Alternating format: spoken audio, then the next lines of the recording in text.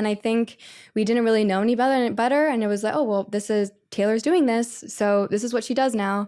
And they were, nothing changed, I think, for them because they didn't ever see me differently. They were just like, well, Taylor goes to work instead of goes to school. So whatever, and I think because we were all a similar age, they did have an understanding of what I was doing. It's not like they were, really young and didn't get it, or much older than me and didn't understand why I didn't want to go to school or didn't go back to college and stuff. They were kind of, accepting of it.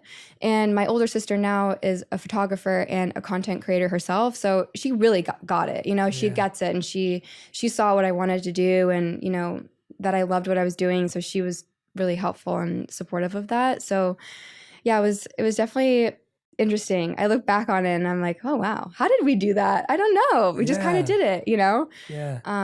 At the time, was it exciting or was it scary? Or what parts were exciting and what parts were scary? I was really excited just because I wasn't very good at school and I didn't love being in school. I was really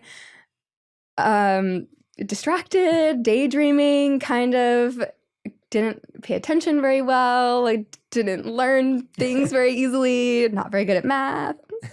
And I remember the first time being on a set and feeling so excited because I was like, oh my God, I can do this instead.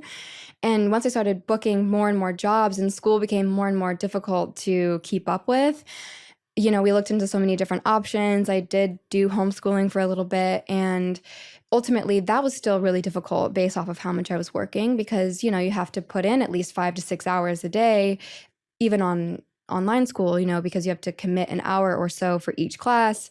I was in different time zones. Getting one-on-one time with my teachers to explain something to me was very difficult. So, I tried to go back to regular high school, but, in Colorado, they don't have these child entertainment laws like they do in California. There was no structure for me to be able to do both. So ultimately I dropped out of high school and I got my GED instead. And I left school totally at 15 and started full-time modeling at 15. And to me, it was really exciting because I felt like all I would think about while I was in school was, I can't wait to get out of here. Stay in school. You know what I mean? Don't do what I do. No, I'm just kidding. I do value school. I think education is really important, but I do think that it's not always for everyone and people learn differently.